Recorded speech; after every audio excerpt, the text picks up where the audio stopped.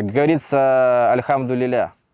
Им эта алия нужна только для дешевой рабсилы. Я-то хотел в нормальной стране жить без таких приколов, как бы, что я буду тут офигевать от сирен в 4 часа утра. Бегали такие, what's happening? Мужчина-патриархат, да. Глава семьи, да, он все решает. Женщина с ним не спорит, она не имеет ему права отказать. Вообще не имеет такого права. Эмалированное судно.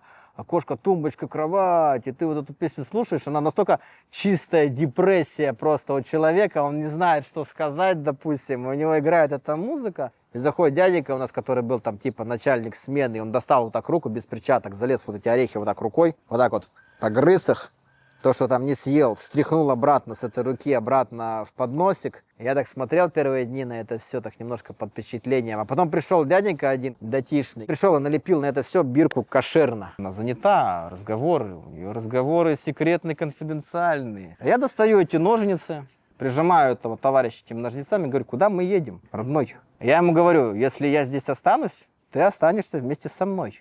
Ты это понимаешь? И в Израиле, оказывается, даже есть такие синдикаты, которые людей похищают. Проходной двор какой-то просто. Слиха беседер, ребят, welcome to Израиль.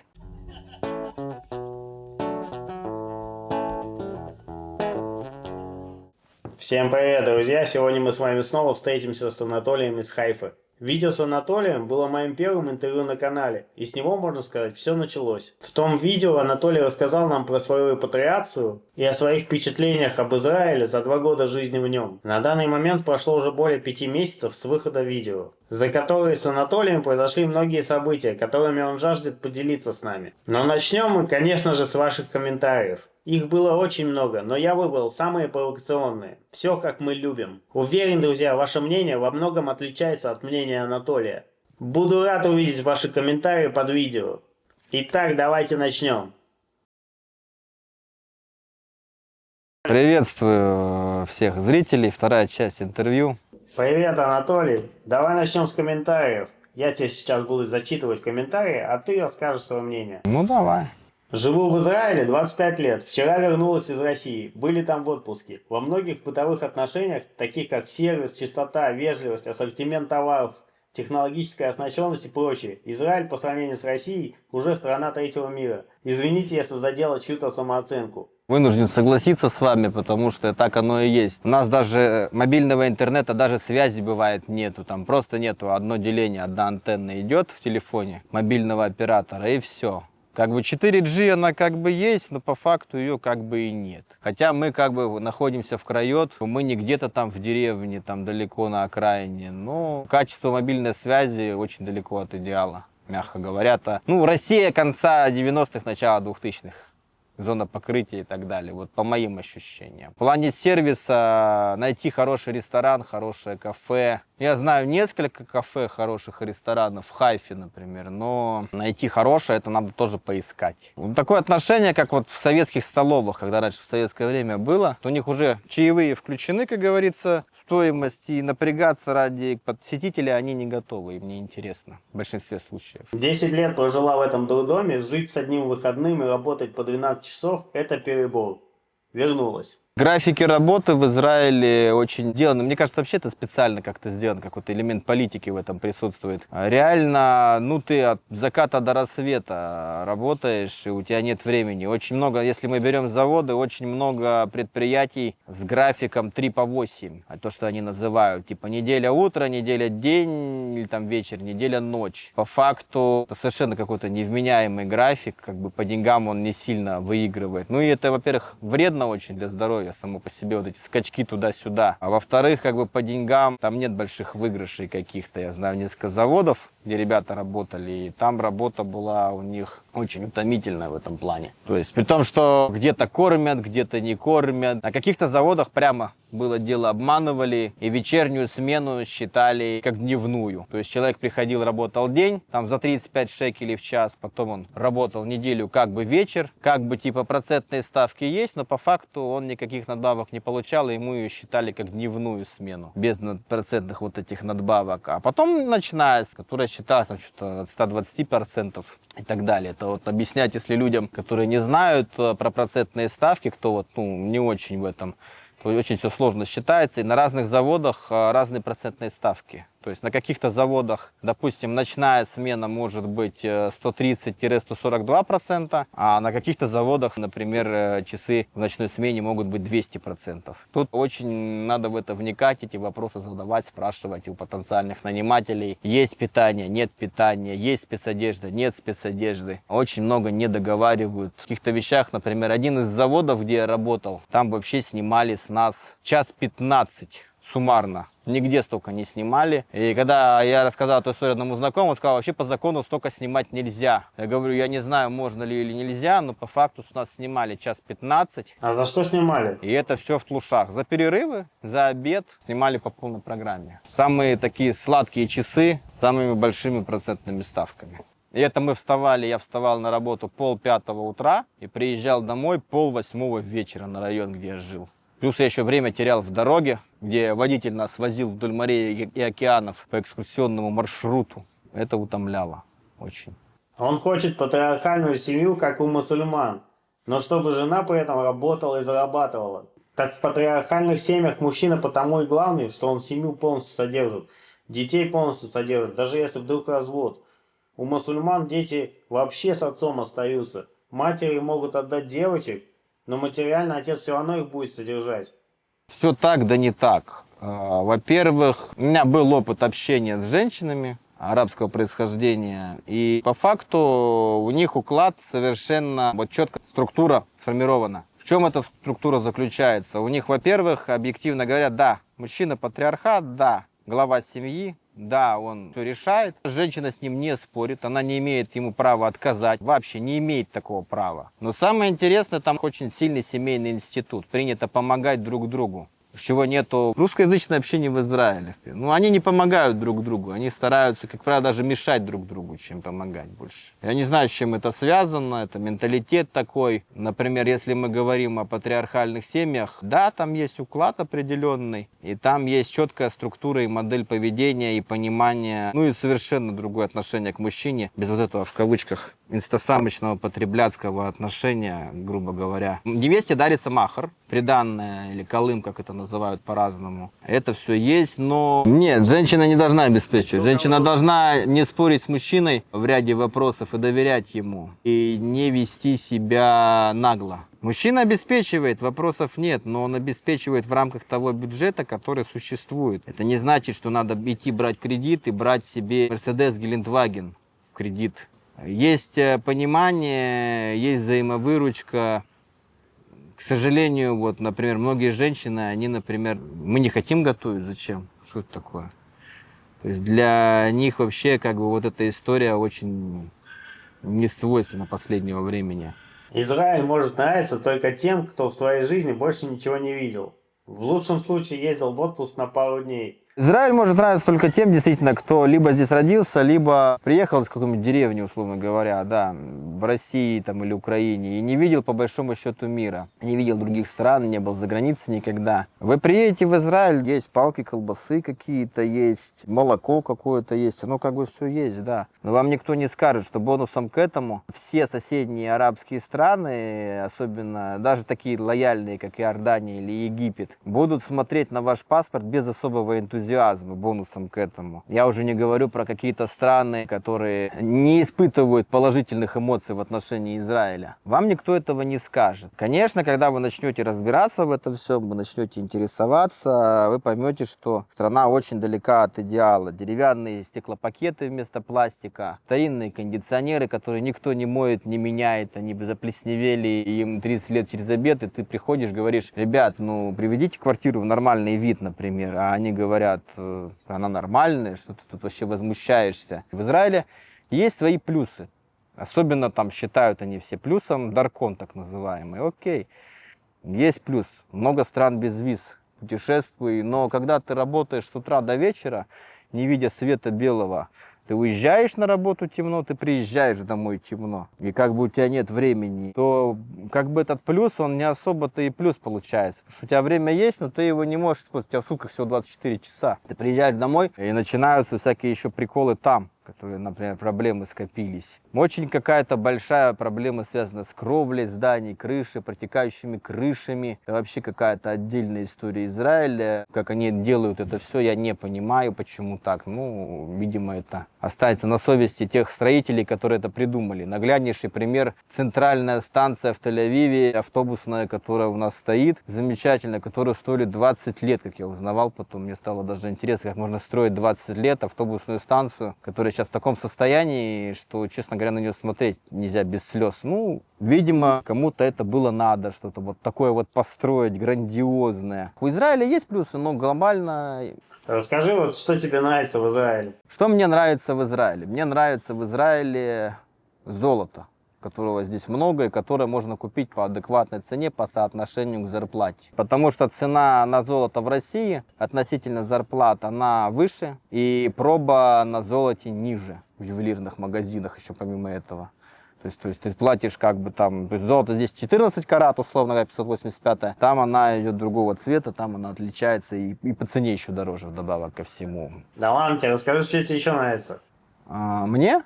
Мне нравится то, что здесь есть, как бы нету зимы и холода такого лютого, который был, например, в регионе, где я до этого жил, зимой. Когда ты приезжаешь из региона, где зимой минус 44, у тебя такой когнитивный диссонанс. Не надо носить шапки, не надо одевать по 4 кофты на себя, чтобы выйти на улицу просто там за булкой хлеба. Но при этом ты иногда выходишь на улицу за булкой хлеба, и ты выходишь, а напротив тебя выходит тетенька просто в халате или в пижаме, которая даже не утруждалась себя там переодеться, а просто в пижаме такая вышла, прям рестораны, люди сидят, машины, Теслы, Хаммеры, и она такая вышла в пижаме, такая просто за водой, купила этой воды и пошла обратно. Тебе это не нравится? Первое время я немножко был в шоке от этого поворота, как бы просто для меня это был разрыв какой-то шаблона, потому что, ну, не было такого. Если говорить о плюсах, и о плюсах мне нравится в Хайфе очень хорошо развит общественный транспорт, безусловно, именно в Хайфе. Я не могу, мне очень много жаловались люди за другие города, говорили, что у них там жопа с этим полная в этом плане. Именно в Хайфе мне как-то вот эта ситуация близка. Напишите в комментариях, в каких городах хорошо развит общественный транспорт, а в каких не очень. Потом, ну, какие-то вот музеи, может быть, исторические. Вот когда ты особенно приезжаешь, например, там в Акко ты приезжаешь, ты видишь вот эти замки, или то, что от них осталось, ты видишь эти стены, многовековые места пушечных батарей, где это все стояло. Конечно, в России такого у меня не было, в провинциальном городе. Как бы ты видишь вот это все, ты видишь эту архитектуру, которая не из шлакоблоков построенной, не из каких-то там газобетонных блоков, которые строят дома иногда в Израиле, на что я смотрю без особых симпатий. Но в целом есть какие-то плюсы. Опять же, какие-то фрукты, овощи, цены на вот такие вещи, они здесь дешевле в ряде вещей, чем в России, как показывает практика. Парень говорит реальные вещи. Интересно, как у него сложились дела и удалось ли ему уехать из Израиля или устроиться в Израиле. Желаю ему удачи, автору спасибо, хотелось бы увидеть продолжение истории. Вот оно продолжение. И может быть даже будет третья часть. Мне удалось устроиться в Израиле более-менее, потому что я нашел спустя 2 года разных поисков, а я сменил фирм, наверное, там за 10 штук разных компаний. Мне удалось найти какую-то работу, которая у меня появилось свободное время, наконец-таки. И как-то я начал пытаться свою личную жизнь налаживать. Расскажи об этом. Об личной жизни рассказывать много не хочется, потому что как бы, ну... Чтобы не сгладить. Да, чтобы не сглазить. Плюс-минус, познакомились с девушкой, стали общаться, взаимодействовать. Очень близки ментально друг к другу, плюс-минус. А она русская? Она не русская, нет. Она не русская. Стали разговаривать за кухню. Традиционное, что готовишь сегодня? Традиционное русское блюдо пельмени. Какие пельмени? Это шиш-барак. Я говорю, в смысле шиш-барак? Шиш-барак это, ну как бы, шиш-барак это традиционное блюдо наше. Окей. И как бы, ну, мы стали разговаривать за то, за это, за 5-10, но в принципе, как бы, у нас все более-менее все серьезно в этом плане. То есть я думаю, в перспективе мы с ней распишемся и, скорее всего, ну, не в Израиле это нереально сделать. А почему нереально? Ну, потому что люди ездят на Кипр расписываться, в Грузию у меня знакомый пацан ездил расписываться. А она не еврейка или что? Много препятствий. Я еврей, просто я не хочу вот эти все вот процедуры, вот это все без фанатизма. Ну вот скажи подробнее, что за девушка? Девушка арабского происхождения, говорит спокойно на 4 языках. На русском говорит? Да. Немного, но говорит. Нормально. Следующее интервью мы вместе с ней снимем? Не знаю. Сложный вопрос. Если она захочет, ну не знаю. Это вопрос. Я не могу за такие вопросы отвечать вот так абстрактно за всех людей. Ну расскажи что-нибудь еще про ваши отношения. Ну, отношения, как отношения, у нее совершенно другой менталитет, в отличие от русскоязычных или СНГшных женщин. У нее другой менталитет, у нее другая позиция, она очень тонко чувствует человека. С восточной женщиной нельзя юлить, с восточной женщиной нельзя уходить от ответа, не дай бог там, это нереально. Она это чувствует на уровне каких-то вот инстинктов. Допустим, ты не захотела что-то говорить, но она видит по тебе, по твоему лицу, она это все считывает, что у тебя какая-то проблема, например. Она это все видит, она это все ощущает. Это не скроешь. В этом смысле они очень сильные психологи все в этом плане. С ней надо быть максимально честным. Невозможно построить отношения с восточной женщиной, будучи нечестным с ней. Это нереально. А ты честный человек? Я считаю, что да. Потому что я, например, честно ей рассказывал какие-то вещи, как бы мы не лукавили друг перед другом. А ты рассказывал, как твоя бывшая с тобой поступила? Если хотите узнать, как его бывшая с ним поступила, посмотрите первое видео. Ну, я сказал ей в общих чертах, ну, в принципе, как бы мы сильно на эту тему не дискутировали. Я сказал, что мы эту страницу перелистнули, и как бы, как говорится, альхамдулиля. Это что значит? Слава Богу. На арабском. Судя по комментариям, критиковать можно любую страну, кроме Израиля. Просто каждому подходит своя страна обитания, у всех свои идеалы. Некоторые считают, что нельзя, некоторые считают, что можно, я не знаю. Но тот факт, что есть реально проплаченные люди, которые говорят только о хорошем и не освещают проблемы, это факт, к сожалению. А вот если говорить о критике, у тебя были какие-то последствия после первого нашего видео? Критика должна быть конструктивной, аргументированной. Она не может быть абстрактной, эмоциональной. Она должна быть по делу. Если ты критикуешь какую-то структуру, какое-то действие, то у тебя должен быть всегда аргумент, а лучше 10 аргументов и вагон и маленькая тележка, потому что в Израиле надо как-то с людьми общаться. Это Ближний Восток, это не только за Израиль, это вообще за Ближний Восток в принципе. Но вот говорят, что те, кто критикует Израиль, у них будут последствия. У тебя были какие-то последствия после нашего первого видео? Нет, у меня не было никаких последствий в этом плане. Я сказал все как было, я не лукавил. Какие-то моменты, конечно, ну там комментарии я почитал, были комментарии нормальные, были комментарии, откровенно говоря, провокационные, но в принципе люди все понимали, даже люди некоторые писали, что слава богу, что мы это узнали и даже не хотим сейчас ехать. Были и такие комментарии. Но вот ты когда рассказывал, ты не ставил себе целью Нет. людей отговорить, Нет. чтобы они сюда не приезжали? Просто я вот этих моментов, которые, например, я до приезда сюда, если бы я узнал, я бы, может быть, подумал, стоит ли мне ехать или не стоит. А теперь, когда я знаю, мне уже как бы, ну, по-другому я осмысляю эту ситуацию. Это совершенно не состыковывалось с той историей, которую мне рассказывали когда-то мои родственники или там в Сахнуте нам рассказывали. Там некоторые такие были несостыковки. Особенно меня больше всего разочаровала медицина израильская. Вот самая болезненная тема – это медицина.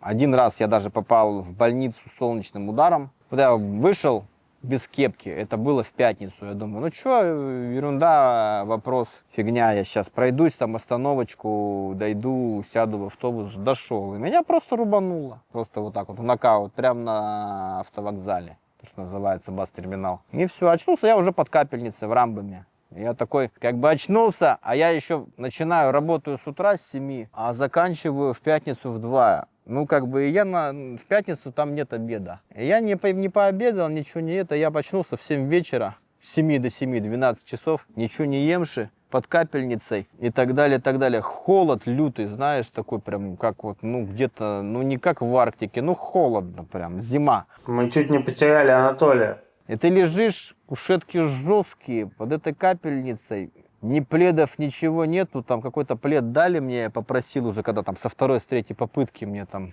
дали плед. А они ходят такие, они-то двигаются, ты лежишь, ты никуда не можешь двинуться. Они двигаются, ходят, горячий кофе пьют. Я говорю, а можно мне кофе вот элементарно или чай, что вы там пьете? Она говорит, ну где-то там, вот там, идите возьмите, мне говорит женщина русскоязычная. Я такой говорю, ну ладно, как бы. А мне, чтобы слезть с кушетки, я под капельницей, капельница кончилась, вытащили. Я как бы, мне слезть с кушетки, ну надо, во-первых, приложить усилия, но это полбеды. А во-вторых, мои тапки находятся под кушеткой, то есть мне надо на что-то встать, согнуться, достать тапки и на них уже, в этих сандалиях пройти. А я не могу это сделать. Я ее прошу, можете достать мне, вот просто вы же работаете, медсестра, кто вы здесь. Она говорит, я занята, и пошла разговаривать со своими подружками там в медсраде, в офисе. Она занята, ее разговоры секретные, конфиденциальные.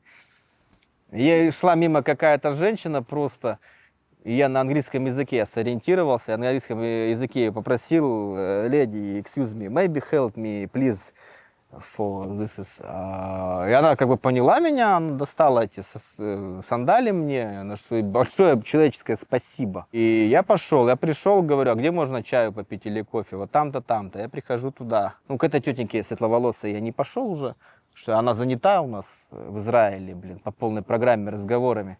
Я подошел на ресепшн к другой тетеньке, говорю, а где можно попить? Она говорит, вот там и там. Я прихожу, стоят стаканчики, сахар, все. Я начинаю кулер включать, в кулере нет горячей воды. Я опять к ней подхожу, говорю, а где можно горячей воды взять? Вы меня извините, пожалуйста. Как бы я по-человечески общаюсь, говорю, меня извините, пожалуйста, где можно взять горячей воды? Там-то, там-то, говорю, а там нету горячей воды, она не работает. Я говорю, если вы мне покажете, что она там есть, я сниму перед вами шляпу. Хорошо, она пошла куда-то там в подсобное помещение, где-то в чайнике, набрала горячей воды, вынесла мне эти стаканчики. Я иду, один стаканчик я пью, второй стаканчик, потому что холодно.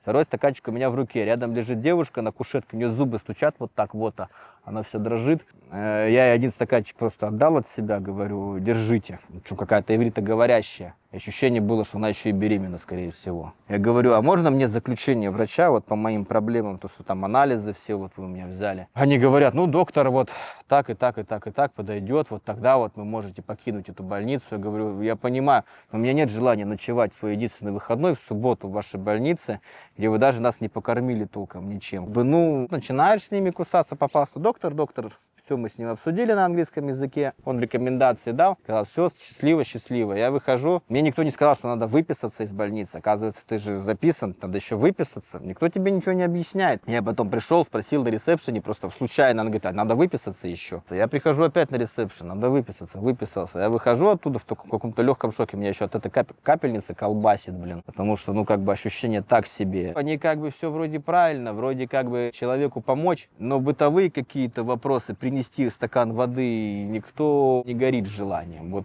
нету вот этого, к сожалению. Хоть спасли тебя, и на том спасибо. Не, ну спасли, молодцы. Они оперативно все сделали, они доставили достаточно оперативно, я понимаю. Но я на всякий случай еще спросил, а за вызов скорой, если меня госпитализировали без сознания, мне придется платить 1200 шекелей или нет? И что в конце, пришлось платить? За вызов, если тебе не нужна госпитализация, я слышал, 1200 шекелей человек должен заплатить. То есть доходило до того, что пенсионеры ездят за свой счет на такси. О, у меня есть хороший комментарий для тебя. Мне жаль тех, кто поломал свою жизнь из-за глупости и пропаганды тех, кто нажился на проблемах. Репатриация – это бизнес, под него получают деньги, ибо это поднимает статистику и демографию. Это не поднимает статистику и демографию, это репатриация, как сказала в Ходами одна моя знакомая, им эта алия нужна только для дешевой рабсилы. Мне сейчас там напишут в комментариях, да что ты понимаешь, мы тут все приехали с возвращением на Сион, але Хадаша, але, мы поднялись, возвысились. Ну, насчет возвысились, поднялись, вы расскажите свои истории, как вы поднялись, возвысились, мне будет очень интересно послушать, как вы поднялись, честно говоря, потому что я, например, являюсь потомком, например, евреев, которые были из Дальнего Востока, города Биробиджана, которых когда-то туда сослали с территории Белоруссии. Я примерно свою родословную плюс-минус знаю. Откуда в Эфиопии, например, евреи взялись, для меня большой вопрос, потому что я про них никогда не читал и никогда про них не знал. Я знаю, что в Йемене были евреи, были прям целые. Я знаю, что в Узбекистане были евреи, несмотря на все приколы. Но откуда, например, в Эфиопии евреи, для меня очень странная история. Но государство Израиль посчитало, что там есть евреи. Окей, я против расовой дискриминации, но у меня большие вопросы к тому, как это все устроено и как это все организовано. Потому что для разных социальных групп совершенно разные условия репатриации. Чувак явно попутал берега. Ему никто ничего не должен. Нигде, ни в России, ни тем более в Израиле. Приехал бы с $1 миллион и горе бы не знал. А то едут с голой жопой и плачут. Его не то что не жалко, а даже смешно стало. Спасибо за видео. Стал еще больше ценить и уважать Россию. Насчет того, что никто никому ничего не должен. Хорошая такая постановка вопроса. Вот сейчас я на эту тему отдельно расскажу историю, кто кому что должен, кто кому ничего не должен. Прям отдельно расскажу. Значит, смотрите, государство, любое государство, неважно, там, если мы не берем какое-нибудь совсем людоедское, в нем всегда записано в законе, помимо территориальной целостности этого государства, там, границ, там, условно говоря, пограничных там пунктов, таможни и всего прочего, у государства есть функция защиты граждан. Вот в плане защиты граждан и защиты прав граждан на возможность нормально трудиться и получать нормальную зарплату. Имеется в виду не в смысле нормальную, касаемо денег, а в смысле того, что ты отработал, и тебя не нахлобучили по деньгам, например. Ну и прочее. Это все функции государства. Есть функции частных фирм, а есть функции государства. И функции государства это не отменяет. И говорить о том, что государство никому ничего не должно, нет. Государство должно, потому что мы платим этому государству налоги по полной программе. В Израиле прогрессивная шкала подоходного налога, в отличие там, от России, условно говоря, где она плоская. В России там другая система немножко, но тем не менее здесь снимают по полной программе. Я знаю людей, которые работают директорами, и у них зарплата чуть-чуть выше, чем у обычных работяг на том же самом заводе. Почему? Да потому что у них зарплата высокая, но и с них снимают больше. И они на выходе получают не сильно выше. Как бы нету мотивации у них. Это как в фильме израильского режиссера Тали Лави. Мотивация ноль. Фильм такой замечательный есть. Кому интересно, посмотрите. И у них нет мотивации в этом плане развиваться. Потом приходится черный нал использовать. Ну, я разговаривал с барменами, с официантами, они примерно так и сказали, что очень много работают, кто в ресторанах, они работают вот по такой системе. Они используют, условно говоря, официально там чеком они получают одну сумму, остальное все в конвертах. Типа нельзя все показывать. Да. Но нет, мы, конечно, не такие. А вот ты говорил по поводу безопасности, что ты хотел сказать? Потрясающая была история как-то, которая у меня произошла, когда я трудился в фирме в одной. Причем тут важно отметить, что я трудился официально. Получал официально зарплату. Для тех, кто не понял, о чем я говорю, объясню по-простому. Когда ты трудишься официально, ты можешь рассчитывать на поддержку, защиту государства. Что это значит? Это значит, что если ты работаешь официально, у тебя есть договор, где прописаны права и обязанности сторон, то, что называется. И в случае невыполнения твоим нанимателей этого контракта или договора, кому как больше нравится, ты можешь обратиться в суд, чтобы он разъяснил ситуацию, кто из вас вообще здесь. Так вот, я работал официально в фирме, которая занималась ремонтом квартир. В чем занималась моя задача? Это была фирма риэлторская. Они сдавали квартиры после непрезентабельного вида, скажем так. Это значит, ты заходишь в квартиру в перчатках с мусорными мешками, где стоит жуткий запах, как правило, преимущественно, который камера не передаст. Под диваном валяются вонючие носки, которые никто не стирал и никто не менял. Всем было все пофигу. На люстре висят стринги, в которые кто-то что-то сцеживал и кто-то что-то делал с ними. И ты вот это все смотришь, вот так вот, все валяется, какие-то бутылки из-под пива горой, как в фильмах ужасов каких-то. И тебе надо из вот этого всего сделать конфетку, чтобы эту квартиру можно было сдать вообще на рынке. При этом там может быть краска облуплена, допустим, где-то там какие-то заблеванные пятна могут быть. То есть полный комплект, без шуток. Кровать может быть с вырванными, например, реально ножками, разломанная. Это вот, классика совершенно. Ты заходишь, убитая квартира, вплоть до того, что надо даже замок менять, входной. Бывало, заходи в душевую кабину, ты заходишь, там гора волос такая в душевой кабине. Ты эти волосы все собрал, вытаскиваешь эту пластиковую накладку, крышку, которая там типа фильтр. Там еще гора волос внутри. Ты в перчатках все это достаешь, лазишь в маске, там, как говорится, и так далее, и так далее, и так далее. И ты выходишь потом из этой квартиры просто с такими полными мешками мусора, и, естественно, это все барахло выбрасываешь. И история в чем была? Я работал в этой фирме. И все меня, в принципе, устраивало, более-менее 50 шекелей в час я получал официально. Но когда у нее работы не было в этой фирме, она подкидывала мне проекты с кабланами, там, керамику положить, там, что-то сделать, ну, какие-то такие. А график был совершенно ненормированный в этой работе, и как бы, ну, платили и платили, я не жаловался, в принципе. А потом случился интересный момент, это была пятница. Пятница я обычно не работал, пятница это, ну, такой день был, который, ну, я не работаю, я как бы, ну, все. Я даже вещи не стал закидывать в стирку, свои штаны рабочие, что я думал, ну, я проснусь утром, высплюсь хорошенько и закину. И тут мне раздается звонок в 6 утра, типа, шалом-шалом, хочешь ли заработать? Так, мол, и так, каблан, туда-сюда. Я как бы, ну, говорю, так, у меня одежды чистой нет, я в грязном, как бы, только если поеду туда. Да там ничего особенного, там надо вот сделать вот это, вот это. Я такой говорю, ну, окей, сколько платят? Я такой говорю, она говорит, 65, я говорю. Ну, 65, так 65, ладно. Я ноги в руки, собрался. Я говорю, а через сколько приедет? Он уже ждет, короче, там, ему надо человека срочно прям. Ладно. Я такой собрался, сел, выхожу, спрашиваю его на английском языке, говорю, куда едем? В Тель-Авив. Ладно, в Тель-Авив, так в Тель-Авив. Я сижу такой, засыпаю, уснул. Всю неделю работал, сил нету.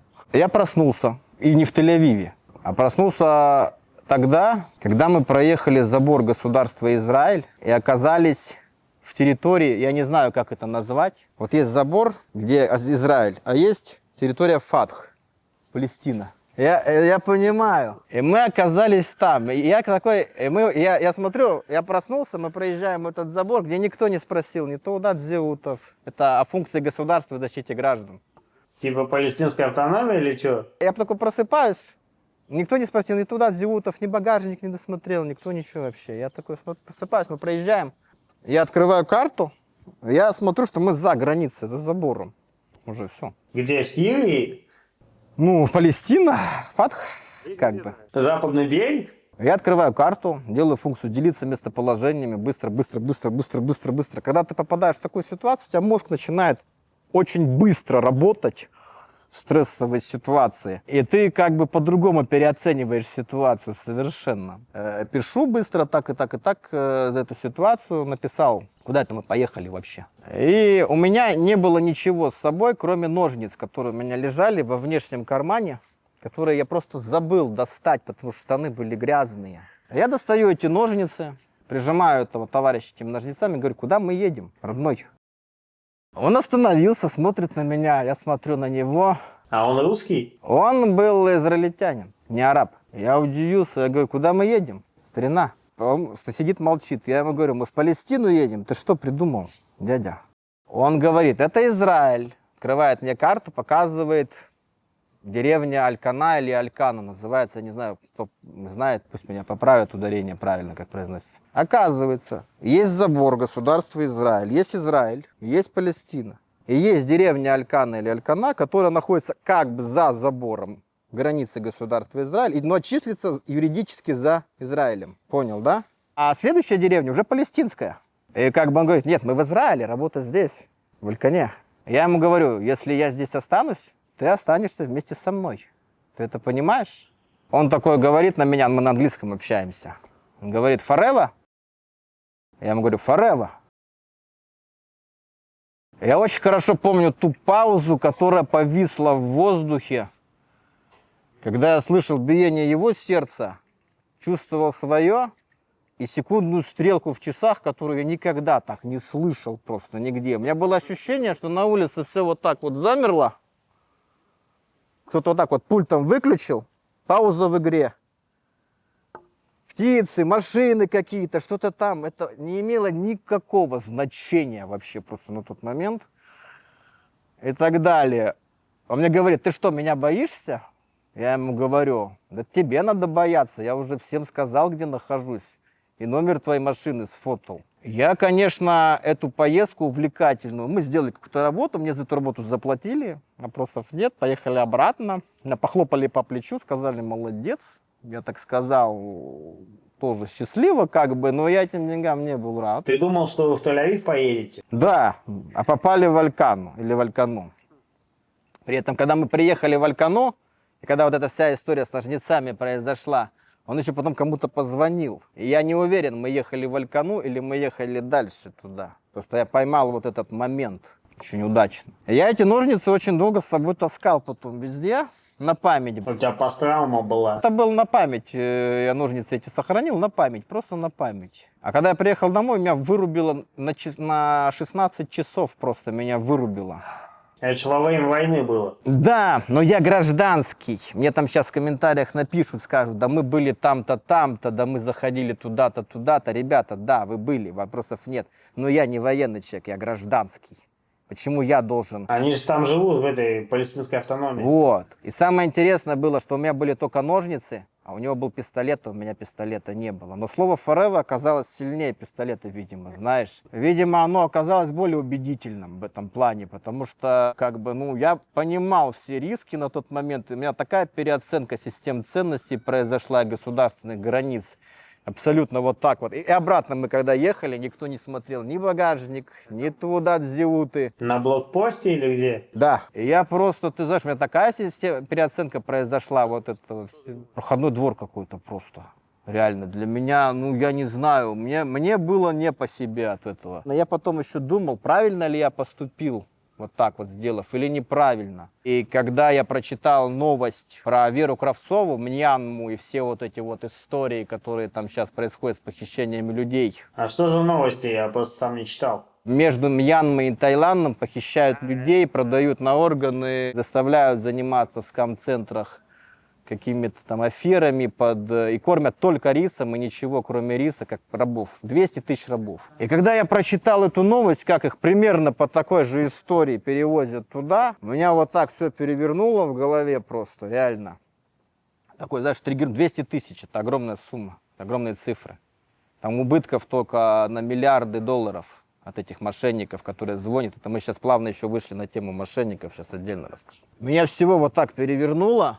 Потому что сила этих преступников в том, что про них никто не говорит, про них никто не рассказывает. Люди, которые подвергались стрессу, они боятся об этом говорить, они боятся даже, ну, как бы стрёмно, что такого. Вот мне не стрёмно, потому что и самое интересное, вот на вопрос комментатора о том, что должно государство давать и что не должно, ребят.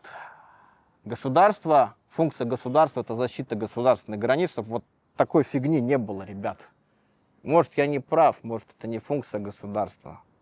Черт его знает. Но мне кажется, государство, функция еще и в этом заключается. Защита граждан. И защита государственных границ, защита финансов и так далее, и так далее, и так далее. Совершенно верно. А тут получилась какая-то очень такая странная история, которая просто, ну... И я читал потом, загрузился этой темой, я читал и в Израиле, оказывается, даже есть такие синдикаты, которые людей похищают. И потом я начал рассказывать некоторые люди, конечно, удивлялись, как так, у нас здесь, да что?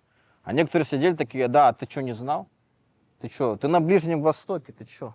Ну да, Израиль, но ты на Ближнем Востоке. Я как бы так, ну, у меня переоценка произошла некоторая, и причем детям никто не объясняет реальные риски и реальные опасности, которые существуют сегодня. Они живут в каких-то розовых очках, и именно они, как правило, попадают в эти синдикаты как жертвы. При том, что каждый из них 100% считает, ну, со мной такого же точно не случится, я же, блин, молодец, я же живу правильно, я же все. Меня спасло только несколько обстоятельств. Первое обстоятельство меня спасло, что у меня были с собой ножницы, которые я просто забыл, банально. А второе обстоятельство, что работала Google карта, и мы не были в Бейруте, в аэропорте имени Рарифика Харири. И третье обстоятельство, просто я всегда считал людей, ну, как бы, как сказать, не воспринимал их идеальными, мягко говоря. И это обстоятельство спасло мне жизнь, я считаю. Это то, мимо чего я прошел просто, вот прям по краюшку, вот так вот. Мне кажется. Я могу быть неправ. Мне скажут, что ты на экскурсию съездил. Алькана — это арабская деревня? Алькана — это израильская деревня, юридически. Но фактически она за забором. Это спорный вопрос. Является ли она израильской и является ли она арабской? Тебя как бы просто обманули, сказали, что ты едешь в Тель-Авив? Да. При том, что я работал официально. Я не нелегал какой-то, который, знаешь, там вот шабашки, вот это все. Если бы вы знал, что вы туда поедете, ты бы поехал? Нет. Тем более, куда-то на спорной территории ни за какие деньги я бы не поехал. Это просто факт. Для некоторых это не спорная территория. Для жителей Аликаны, может, и не спорное, но для меня было большим сюрпризом, когда вместо моря Тель-Авивского, в кавычках, увидел горы и как бы понял, что мы, мягко говоря, не там, где мы должны быть. А как ты вообще считаешь, Западный берег это... Сложный вопрос. Я не знаю так хорошо законодательство в этой области и кому принадлежит что, мне сложно оценивать. Потому что я не знаю всех нюансов юридических и бюрократических. Я когда работал в этой фирме, когда я съездил как бы на экскурсию туда, в Алькану или Алькану, как это называется, я же пришел в офис к этой тетеньке разбираться по этому вопросу, как мы съездили. А что она мне сказала? Ну ты же жив, здоров, все хорошо, надо радоваться. Я ей сказал, ты, ну ты, совсем. Она сказала, да, у меня даже справка есть от Битвах Люмии, выплату постоянно получаю. У человека есть фирма своя, куча народу в подчинении, зарегистрированных в его компании, получающих официальную, она вот такая вот.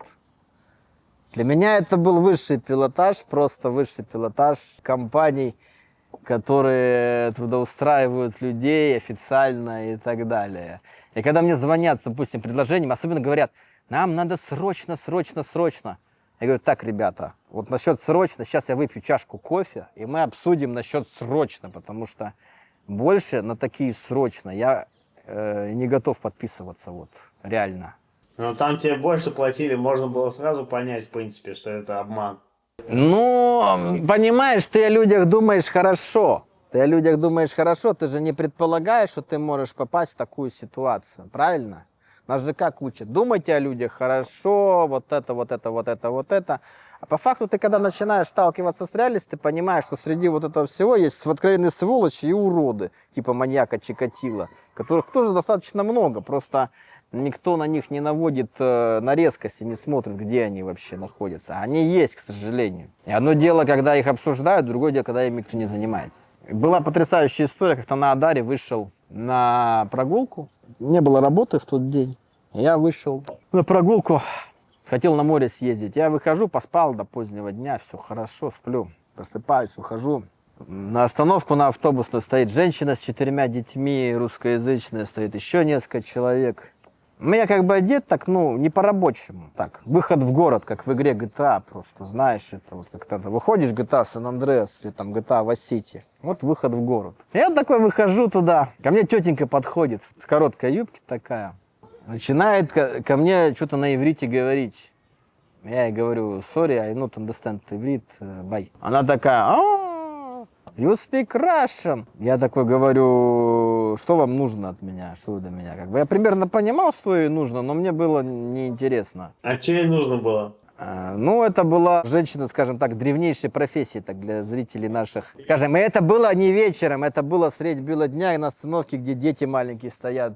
А в Хайфе есть специализированные районы для этого? Ну, есть одна улица, которую все называют вот этой всей историей, которая гремит на всю Хайфу, называется Барзилая-стрит, Адаровская. Там типа такое можно встретить? Ну, это считается рассадник всего вот этого. Ну как здесь, на Тахане Меркази. Там все вообще есть, там весь комплект. Мы как-то заносили керамику туда, там укладывали, и мы просто видели вот это, ну, наглядно очень. Вот, и она такая подходит, такая, начинает ко мне там приставать и говорить, типа, а я чё, такая на русском, на таком наломанном, а я чё, тебе не нравлюсь такая, а хочешь, я тебе приятно сделаю? Мне такая показывают, вот так, знаешь, бутылки закручивают. Мальчик маленький вот так вот посмотрел на это все вот так, мама ему вот так глаза закрыла, вот так, ладошкой. Я говорю, все, до свидания, мне это не интересно, бай. Сел в автобус и уехал. Но таких сюжетов я не был готов к такому в Израиле. Вот, ну, в России не было у меня таких сюжетов, чтобы вот так вот в наглую тебя пытались как бы вот так. Поиметь? Да.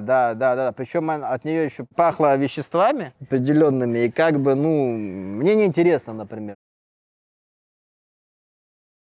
Друзья, если вам близко то, что я делаю, и вы хотите поддержать мой канал, у вас есть несколько способов это сделать. Первое – это стать спонсором этого канала. Это не только знак того, что мой труд действительно вам важен, но и реальная помощь в том, чтобы я мог развивать канал и делать контент еще более качественным. Кроме того, у спонсоров есть ранний доступ к новым публикациям, а совсем скоро появится и эксклюзивный контент, доступный только для них. Второе – это одноразовый донат через кнопку с сердечком «Супер спасибо». Она находится под каждым видео. Такой донат видят другие зрители, и часто это вдохновляет их также поддержать канал. Третий способ – это прямая благодарность через систему PayPal. Я добавил для вас отдельную ссылку на мой PayPal в описании под каждым видео, чтобы упростить этот процесс. Любая ваша поддержка для меня очень ценна. Она помогает мне двигаться дальше, развивать канал, улучшать качество контента и создавать то, что для вас интересно. Спасибо, что вы рядом. Что ты еще хотела сказать? Зубы. Реставрация зубов. Зубы наши все. Был случай у меня когда-то давно, я в России делал себе зуб один, у меня зуб сломался. История какая? Вывалился штифт, сломался. Точнее, даже не то, что штифт вывалился. Там был штифт стоял, а вот коронка, которая стояла на штифте, она начала болтаться, она вывалилась. Ну, я пришел здесь, в Израиле, к одному доктору, говорю: так и так, у меня такая-то, такая-то проблема, вытащить или там как-то сделать. А мне еще рекомендовали этого доктора, говорили, это хороший, самый замечательный доктор. Рекомендовал его мой начальник, там вот и так, и так, и так, и так. Ну я же не буду там против начальника, там что-то это. Но она вытащила этот штифт, хотя штифт нормально держался. Напишите в комментариях, кто тоже сталкивался с плохими стоматологами в Израиле. Поставила туда другой, с коронкой временной, она начала шататься, как бы, и даже не запломбировала его, как потом выяснилось. Как бы, мягко говоря, сервис был не то, что там сервис, даже сервисом назвать тяжело-то как бы. В итоге, спустя какое-то время я нашел врача нормального, посетив так стоматологии 7-8. А в чем была проблема в каждой стоматологии, которую ты посещал? В одной из стоматологий врач откровенно мне пытался вводить в заблуждение, хотел на здоровый зуб поставить пломбу. В одной из стоматологий женщина была настолько некомпетентна, что хотела руками залезть мне в рот вместо зеркальца и приборов, которые для этого существуют. Ну, это я без шуток рассказываю, это было реально абсолютно на Адаре. И как бы, ну, подготовка профессиональной людей, она в области вот этого, она где-то, ну, есть хорошие специалисты, есть. Мне повезло, я с 7-8 попытки я нашел врача по рекомендации, который занимается. Если кому-то интересно, я могу дать ссылку на доктора, который вот занимался этим, устанавливал это все, вытачивал эти коронки, микрон в микрон металл, подгонял циркон, сначала делал пластиковую, потом подгонял циркон и так далее, так далее, так далее. Но суммарно это как бы найти специалиста в этой области, это целая история, к сожалению. Расскажи про мошенников. Сижу я как-то дома, звонок раздается: здрасте, здрасте, на иврите и так далее, так далее. Мы звоним туда-сюда из банка, хотим вам предложить что-то, что-то. Очень часто звонят под видом каких-то якобы мобильных операторов телефонных компаний, прям вот какое-то нашествие. Звонят с каких-то скрытых номеров, либо звонят с израильских номеров, я не знаю, как они это шапками скрывают, номера реальные, или они реально звонят с израильских номеров. Наверняка есть какое-то приложение, меняющее номер. Видимо, да. То есть они как бы звонят, и при этом они пытаются максимально вытащить из тебя твои персональные данные какие-то там это. И вот эта вот история, она прям становится с каждым разом все серьезнее и серьезнее. Я думаю, в этом плане государству стоит тоже озаботиться. Потому что я пришел в полицию и сказал, говорю: ребят, вот были такие-то, такие-то звонки. То есть я нашел время зайти в департамент, сказать, вот я вот, мне звонили вот такие-то, такие-то, такие-то номера. На что полицейский мне сказал, русскоязычный, сказал: у нас все отделение завалено просто, 1000 с лишним дел, он мне сказал, только возбужденных по фактам мошенничеств. Это только возбужденных, те, кто обратился, те, кто, видимо, зарегистрировали вот эту ситуацию. Это, кстати, к слову о защите государства. И должно ли государство защищать граждан или не должно? От мошенников? Ну, в том числе. Это же функция полиции — ловить преступников и сажать их в тюрьму вроде бы как. Но у нас как, дело открывают и ничего не делают с этим. Понятно, в любом случае. Это подрывает институт, это подрывает доверие к институту. В принципе, это более серьезная история. Если вы думаете, что вы раз продинамите человека, два его проигнорируете, три, в следующий раз он не обратится к вам уже за помощью в государственную структуру, а начнет искать альтернативные пути решения проблемы. И эти пути не всегда будут легитимными, легальными и так далее, так далее. А это очень сильно, во-первых, подрывает в институт государства доверие, в принципе. А во-вторых, создает огромное количество теневой сектор, который никем не будет контролироваться, сегмента, который будет вызывать очень много проблем, связанных с криминалом. Никому это не надо, я думаю, мне так кажется. Про Кабланов был удивительный совершенно случай. Что за Каблан? Был Каблан, который занимался ремонтом квартир и всяким мусором строительным. Ну, они брали заявки у других Кабланов, приезжали, и надо, например, там, зачистить полностью помещение. Что делаем? Убираем все воздуховоды здоровые, такие вентиляционные короба, как в фильме «Крепкий орешек», первый, кто смотрел, поймут, о чем я говорю. Не маленькую вентиляцию, такие короба, что там Брюс Уиллис трюки выполнял. Плюс демонтаж всех кабелей электрических, включая силовые и несиловые, 380 вольт. И мы зашли на объект, ну, стали демонтировать, и всех станков, включая станок, которому всего 5 лет, который стоил 120 тысяч долларов. Просто взяли вот так кувалдами, разбили и выбросили. Для меня это был культурный шок на тот момент. Ну, я уже перестал к тому времени удивляться в Израиле чему-то, потому что это все равно, что взять вот так вот, поставить печку и долларами просто топить печку. Для меня это так выглядит. Но при этом на заводе на этом они людям платят в Петах-Тикве какую-то совершенно смешную зарплату. Но станок выбросить за 120 тысяч долларов из-за подключения еще всего электричества, которое они заплатили 80 тысяч долларов, это они могут. Это типа государственный завод? Это частично как бы государственный, как бы нет. Он делает платы для микросхем. Не самые микросхемы, а платы для микросхем. Станку всего 5 лет. В России станки не меняют каждые 5 лет. В России станки работают по 30 лет. Нет такого. При том, что там все вот эти вот редуктора планетарные, все вот это, оно было, ну, в состоянии таком нормальном. Оно не было в ушатанном состоянии, изношенном там в аут. Ну и все, они разбили этот станок. Первый день все это закидали, стали снимать трубы, которые на полу. Перед этим спросили этого Каблана, есть ли вода в трубах под давлением. Нет, воды нет. Воды нет, хорошо, отлично. Воды нет, стали снимать трубу, сбивают ее. Оттуда полетела вода под большим давлением, такая лужа огромная. Они бегали, о, макара, что случилось? Бегали такие, what's happening? Там прибежал этот начальник ихний, который все нас там постоянно выносил мозги, что в касках, не в касках и так далее, короче. И в итоге полчаса они бегали, искали, где перекрывается вода, потому что сменилось десятки сантехников, и каждый из них там свою трубочку провел, и особо никто не заморачивался вообще, где подключение, где отключение, что, да ладно, пофигу. И что там было, все затопило? Затопило, конечно, но они потом перекрыли воду спустя полчаса, там, она там стекала, но это был отдельный аттракцион какой-то увлекательный. Потом я уже больше к трубам не подходил и не прикасался, я понял, что грош цена словам этого человека, я стал заниматься, ну мы просто стали вытаскивать то, что вот лежит, вытаскивать и выбрасывать в рамсу. Пришел у нас там другой парень, говорит, да ладно, что вы тут это, я тут впереди планеты все, что вы тут волнуетесь, очкуете, ссыте и так далее. Берет болгарку, то, что они называют диск такой большой, и начинает резать трубу магистральную пожаротушения, толстую такую, под большим давлением. Я на всякий случай так смотрел одним глазом издалека на эту всю историю. Потом слышу, раздается хлопок. Такой хороший хлопок. Естественно, труба была под давлением, он ее резанул, его ошарашило водой по полной программе, окатила. Она была на таких маленьких анкерах, тоненьких, я не знаю. Он успел уклониться, она пролетела у него над головой, ее сорвала с петель. Его окатило водой, а поскольку он был еще с болгаркой, его еще и током шарахнуло, такой двойной удар, знаешь, у человека там случился.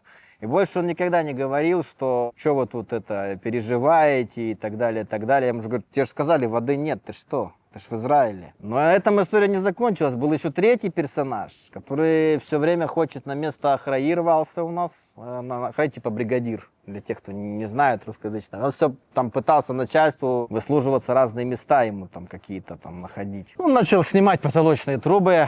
Снимал. Я уже стоял, я уже смотрел, мне уже было пофигу. Ты же типа хочешь Ахраи быть начальником, ну давай. Снимает, там труба была с бойлером, с водой, с горячей. Его шарахнуло водой. Он забыл украинский свой язык, на котором он пытался все время там с нами взаимодействовать. Он забыл иврит, который он пытался там пропагандировать. Он начал ругаться на таком чисто русском матерном языке, что сразу стало все понятно. И все. Но на этом история не закончилась. На следующий день ребята понесли короба вот эти, здоровые вентиляционные. Они стали их снимать. Было предложение, давайте их разобьем на несколько частей и вынесем на улицу. Стали вытаскивать. Они решили вытащить его большим куском. Они стали его вытаскивать. Раздается хлопок опять. Крики, маты. Выясняется, внутри этого карабаса-барабаса был кабель на 380 вольт. Их через перчатки ударило всех разом. Когда они стали его тащить, видимо, кабель, который был внутри, он порвался, и, соответственно, их шарахнуло током от души. Всех этих ребят. Они выжили? Они выжили, они живы, там один стоял, трясся минут 10, потом, ну, как бы это вот про слово к технике безопасности, к организации труда и всего. Я такие сейчас истории рассказываю, там, наверное, некоторые люди, с которыми я работал, конечно, может, ко мне будут относиться без особых симпатий, но я рассказываю, как было. Я работал, когда по стройкам, по ремонтам, самые проблемные заказчики это были датишные. Это были самые убитые квартиры, самые непрезентабельные. Но самое интересное было то, что у них есть какая-то совершенно убойная привычка стоять над душой. Это вот, я не знаю, с чем это связано. Вот мы стоим, делаем, сбиваем старый кафель. Никого не трогаем, работаем. У нас там, ну, цикл отложен, кто что, чем занимается, плюс-минус там. Демонтаж дверей, то, что Машковы называют, вот это все. Приходит датишный и начинает стоять над душой. Меня, естественно, начинает это напрягать, потому что ну, невозможно в такой атмосфере работать, когда у тебя стоят и тебе дышат в затылок. Я выключаю перфоратор, то, что они называют конго, и спрашиваю его, тебе помочь чем-то? Он молчит.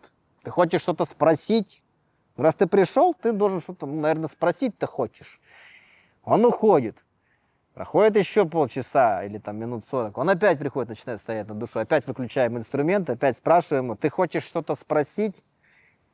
Тебя вот прикалывает стоять вот это, ну, если тебя прикалывает, ну, интересно тебе смотреть процесс, открой YouTube, посмотри, как эта работа делается, зачем стоять над душой за людьми, которые работают как бы, или там летит пыль строительная, да, то есть там кафель отваливается, там, допустим, полы поднимают, там, допустим, снимают вот это все грузят, мужики таскают все это, затаскивают керамику в квартире, у них там кости трещат, и ты стоишь над душой над ними вот так вот, и как бы смотришь за этим, как будто они какие-то тут. Это не очень ситуация, я не знаю, с чем это связано, но я с таким сталкивался, и очень многие с этим сталкивались, мне рассказывали, очень неприятно это все.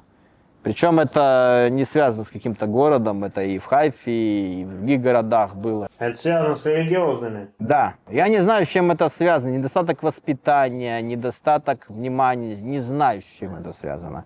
Был случай на одном из заводов, когда я пришел на завод, просто ситуация была интереснейшая. Так и так, вакансия, вот это делаем. Я говорю, а где у вас свет включается?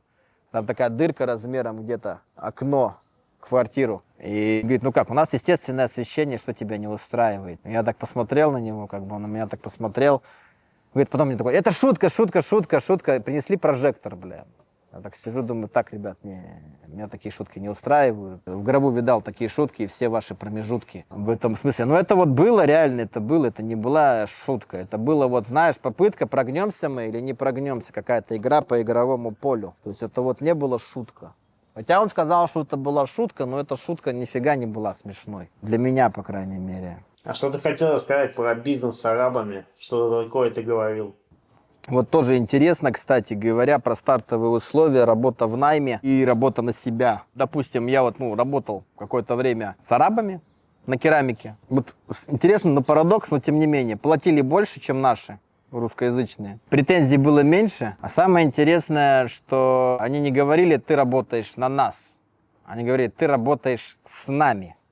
То есть у них постановка была вот такая. И у них, как бы я вот сидел, сравнивал вот эти вот модели, допустим, как наши люди ведут бизнесы и как, например, ведут бизнесы арабы. У них, например, это, семья. И в семье там плюс-минус роли распределены. У них распределены, вот есть глава семьи, отец, есть там дочери, сыновья, все. Они не нанимают посторонних, как правило, к себе, не потому что они жадные, не в этом дело. Потому что у их родственников не должно быть отторжения. Они не должны быть выброшенными из этой системы. Они работают в общее дело, и они не работают как бы по найму, они работают все на себя, ради одной семьи, ради одного, там, условно говоря, какого-то там дома, который у них там несколько домов может быть. И они работают на себя. Они не отправляют их куда-то работать в найм, а-ля завод Мерковим или там какой-нибудь еще там шоколадная фабрика, как правило, потому что им это не надо. Они работают на себя, и они умеют делегировать, в отличие от наших предпринимателей, которые, как правило, в найм берут каких-то людей, там, они как думают? Они думают, мы сейчас возьмем за 2 копейки сотрудников в найм, и они будут нам служить верой и правдой, все, навсегда, мы их там в заложники типа взяли, нет, на самом деле. И они умеют делегировать между собой. Меня особенно удивило это, когда мы работали с ними на керамике, ну, мы работали и работали. Плиточный клей, укладка, подрезка, болгарки, пыль. Ничего особенного. И мы стали разговаривать, меня спрашивают, откуда ты? Такой риторический вопрос. Я говорю, ну, как откуда? Из России, from Russia. Сразу мне там чашки экспресса. Я так немножко удивился, наши обычно не угощают, наших там попросишь чаю, так они удавятся, блин, за чашку чая, а тут как бы не было вот этого. И для меня это было очень непривычно как-то вот эта вся история.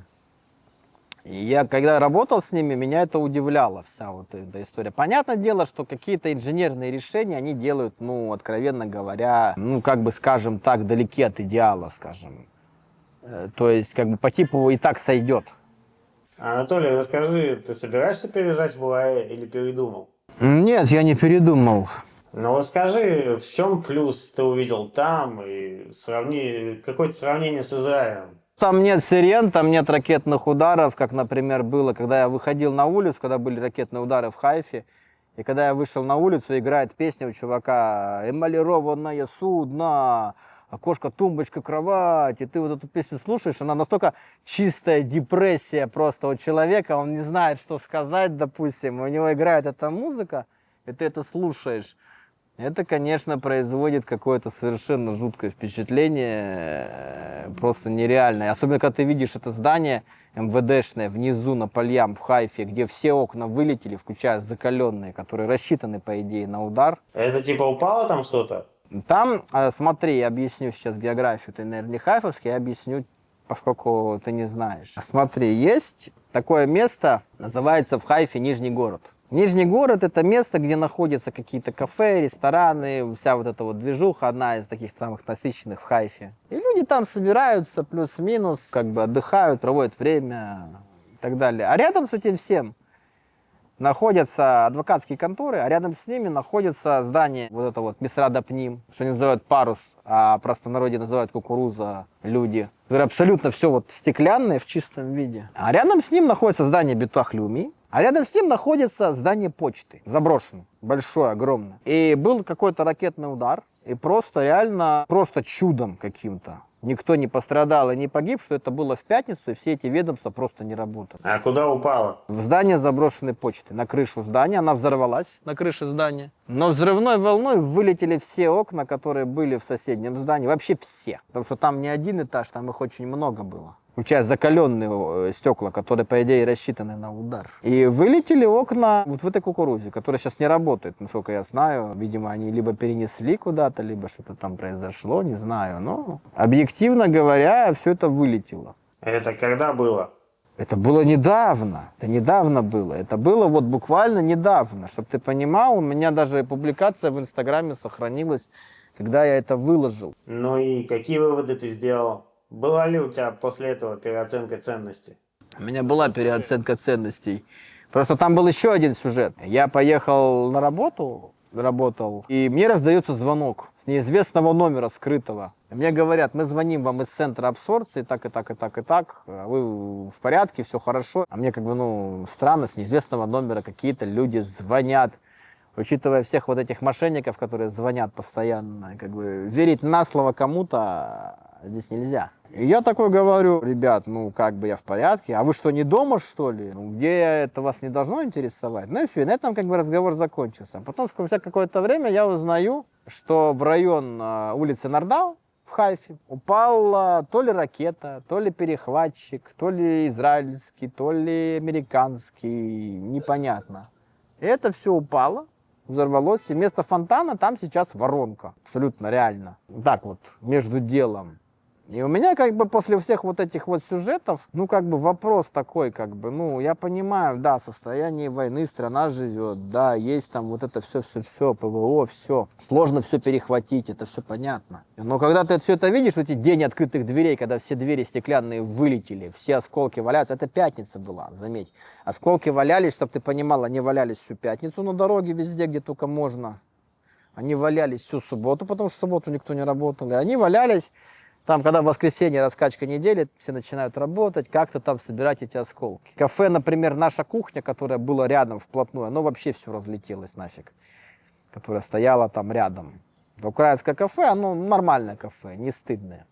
Оно вообще разлетелось просто там на осколки. И как бы у меня переоценка произошла именно понимание того, что, ну блин, как бы я-то хотел в нормальной стране жить без таких приколов, как бы, что я буду тут офигевать от сирен в 4 часа утра, уведомлений, которые в виде звонка заходят, уведомления, ты не можешь его отключить еще какое-то время. Не знаю, были ли у вас такие уведомления? И как это, напряжно или как? Это витало в воздухе, это чувствовали все люди. Кто были в городе, они все это чувствовали. Это сразу сократился масштаб перевозок, кто занимался грузоперевозками, например, мебели, переездов. У них перевозки упали сразу раза в 2. Люди бояться стали перевозить что-то, переезжать. Просто стали бояться. Это факт, к сожалению. Расскажи про тот случай с собакой, который ты хотела сказать. Кстати, насчет собак, ты очень вовремя задал вопрос, эта тема тоже была здесь. Касаемо чувака одного, который с собакой без намордника ходил по Адару, просто, причем бойцовская собака, то есть это не собака простая какая-нибудь дружелюбная или там по типу там обычной какой-нибудь декоративной собаки, это была бойцовская собака, боевая. В некоторых странах она вообще запрещена, в некоторых странах на нее требуется специальное разрешение. Вот интересно, как вообще в Израиле это регламентируется, существуют ли какие-то штрафы, обязательное ношение намордника для бойцовских собак или нет? Напишите в комментариях, если кто знает про это. А что, эта собака что-то сделала тебе? Ну, он шел по улице, но она как бы была в таком состоянии напряженном, эта собака. Находиться, ну, было неприятно, некомфортно. Но когда идет бойцовская собака, ну, это понимаешь, как тебе объяснить? Вот он вроде идет крокодил рядом с тобой, вот он вроде крокодил, вроде бы, ну ты не знаешь, набросится он завтра на тебя или нет, как бы, ну некомфортно в этом находиться. Крокодил должен жить в своей там естественной среде, грубо говоря, там, и не выходить за территорию этой среды, где у него там есть это все. Ну не должно быть так, я считаю, может я не прав. И чем закончилась эта история? Ну, мы поговорили очень достаточно жестковато с этим мужчиной. Я ему сказал, что как бы, что ты гуляешься по улице с собакой бойцовской без намордника. На что он начал, а что ты мне тут доказываешь, что ты мне рассказываешь. Он русский был? Да, он русскоязычный был. Я не знаю, он был русский или украинец, я не знаю, или молдаван, но он говорил по-русски. И что было дальше? И он спокойно так на эту тему, как бы достаточно жестко пытался мне доказывать, что это свободная страна, а вообще, что ты тут мне предъявляешь и так далее, и так далее, и так далее. Это попытка наезда. Мне стало интересно вообще, что в законодательстве по этому поводу сказано. И что ты нашел, что сказано? Ну, я как бы посмотрел в общих чертах, но это надо доказывать, фиксировать это все только при факте нападения. Нет тела, нет дела, как говорится. Поэтому никто ничего не будет на эту тему говорить. Так ты посмотрел на это все и решил поехать в ОАЭ? Я не решил поехать в ОАЭ, тут совпало несколько факторов. Во-первых, женщина, с которой я сейчас в отношениях, она восточная, она как бы имеет родственников, скажем так, там. Ну ты ездил туда? Я не ездил еще, ну как бы я просто смотрю на эту ситуацию, я общался, я смотрел. То есть только по ее рассказам? Не только по ее рассказам, у меня знакомый там один живет, он давно туда переехал, он как бы живет, ну уже несколько лет там. Реально, то есть он как бы живет, но он не занимается, он не из того, что, вот, знаешь, вот это вот, типа весь вот этот шик, блеск, вот это все, обычная нормальная жизнь, платит человек налоги, плюс-минус то же самое, там тоже есть свои приблуды, и свои приколы, и свои проблемы, и это все есть везде. Это никто с этим не спорит. Но все сопоставлять, допустим, здесь, например, нельзя расписаться. Очень многие семьи ездят расписываться на Кипр и в Грузию. И как бы вот эта ситуация, она не проработана. И самая главная причина, что мне здесь не нравится, здесь очень-очень дорого, объективно говоря. Особенно если, допустим, покупать жилье в перспективе, здесь его покупать крайне невыгодно с точки зрения покупки недвижимости, потому что оно, ну, не стоит тех денег ни при каком раскладе. Из минусов есть еще одна история, которая произошла с автобусами. Я не знаю, с чем это связано, культуры вождения нету или что произошло тут. Они ездят постоянно рывками, водители автобусов в Израиле. Но это как-то вот я уже привык к этому за это время. Ну, все равно, когда они ездят рывками, вот это быстро вперед, назад, газ, тормоз. Там люди из салона в салон перелетают. Это, конечно, вызывает вопросы в качестве вождения. Вообще, наверное, там коробка передач чувствует себя очень, не очень в этом смысле. От таких жестких переключений, наверное, там, ну, да ладно. А вторая история касаемо кошерной еды и кошерных фабрик некоторых. Я как-то работал какое-то время на шоколадной фабрике. Да, это была моя первая работа в Израиле, самая первая. Я поработал там 2 недели, я понял, как все очень устроено печально. И ситуация была следующая. Я пришел, танур, печка огромная с диском, которая вращается. Температура 200 градусов, прожарка орехов. И надо все это жарить, охлаждать, бегом. Добавки добавлять, где-то добавляется шоколад, где-то что-то еще. И это все готовится. Готовится, как бы кондиционер есть, но он не работает. Слиха беседер, ребят, welcome to Israel. И как бы вот так вот, ну в такой обстановке люди работали. А самое интересное была ситуация там, например, когда мы готовили по заявке. Там замес делается, засыпается миксер, несколько мешков, засыпаются добавки разные, эмульсия, финиковый мед, там хина или как она там называется, если я не ошибаюсь. То есть там сахар, там строго рецептурная карта идет, то есть там нельзя отступать от рецептурной карты, потому что мы строго соблюдаем кашрут, все. И заходит дяденька у нас, который был там типа начальник смены, и он достал вот так руку без перчаток, залез вот эти орехи вот так рукой, вот так вот. Погрыз их, то, что там не съел, стряхнул обратно с этой руки, обратно в подносик. Я так смотрел первые дни на это все, так немножко под впечатлением. А потом пришел дяденька один, который был датишный, который, я не знаю, зачем он там был нужен. И он пришел и налепил на это все бирку кошерно. И у меня был такой разрыв шаблона, просто дикий совершенно. И что ты подумал? Я думал, что, я понимал, что это все как бы, ну, недалеко от идеала. Ну, как бы, ну, я не думал, что настолько все печально. При этом, как бы, зерна, которые там они засыпали, они все были на арабском языке упаковки. То есть, откуда эти зерна, ну, явно точно не из Израиля. Это одна история, именно кошера. А вторая история произошла на другом предприятии. Тоже мучное предприятие, только там делали хлеб и булки. И это было другое предприятие, другая ситуация. Было холодно. Там холодильники стоят, ну там вентиляция так себе все сделано. И люди как бы работают, достали, короче, себе там. Работали эфиопки, они работали, поставили себе стаканчик чая. Им никто замечания не сделал. Я достал тоже себе стаканчик кофе, решил попить кофе, аккуратно, никого не трогаю. Прибежал какой-то парень, ивритоговорящий, начал что-то там психовать, орать. Это там не кошерно, что вы делаете. А вот если попадет молоко, не попадет молоко, туда-сюда, какую-то дичь начал мне рассказывать. А я говорю, ну оно же у меня в термосе, что ты от меня хочешь? Оно в термосе, в закрытой упаковке, что ты до меня доколупался? Нет, у него там какая-то вот, его вот эта кошерная вот эта вот история, он начал до меня докапываться. Я встречаюсь с начальником, говорю, так и так, здравствуйте, здравствуйте. И спрашиваю, говорю, хорошо. Ну типа он позиционирует, что кошерно, но я же пью в термосе, в закрытой, попил, закрыл и убрал. Кого-то должно волновать вообще на работе. Он боится, что это может попасть в тесто, у нас соберут кошерный вот этот вот сертификат, туда-сюда, 5-10. А в Эфиопке пьют чай, это не смущает его, все нормально как бы, да, то, что там. Это как бы им можно, нам нельзя. Я так уже как бы, знаешь, у нас возникли противоречия. Я говорю, хорошо, давай вот ты мне расскажи про кашрут, я ему говорю, встречный вопрос. Есть магазин, а-ля пекарня, который находится, например, у нас там на Элезере, условно говоря, где тоже с прицелом на кашрут. У них своя пекарня, и рядом они также делают, у них стоит кофейный аппарат, и они продают кофе. Ты можешь сказать, что вот этот вот магазин а-ля пекарня не кошерный, потому что они также, я использую то же самое молоко, такое же, которое и они. Тот же самый плюс-минус кофе в зернах, которые они.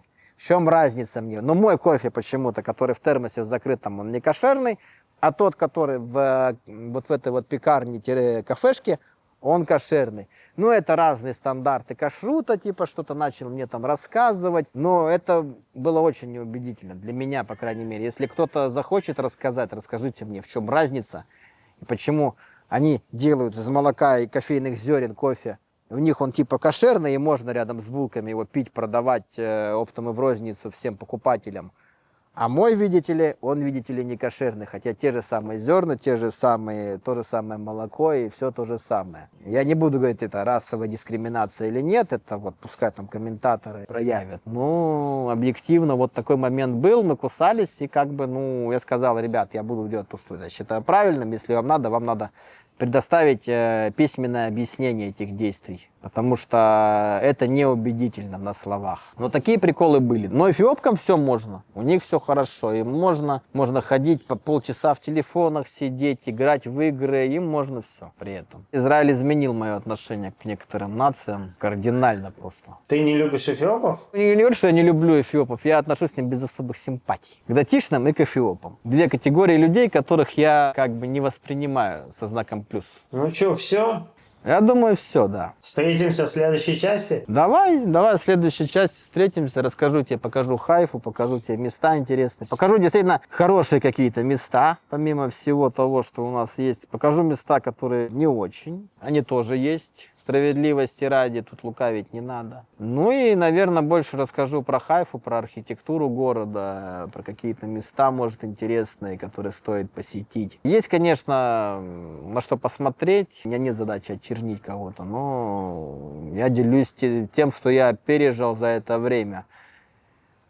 Как-то так вот. Израиль, детка, ага, тут жизнь не конфетка. Это Израиль, детка, ага, тут жизнь не конфетка.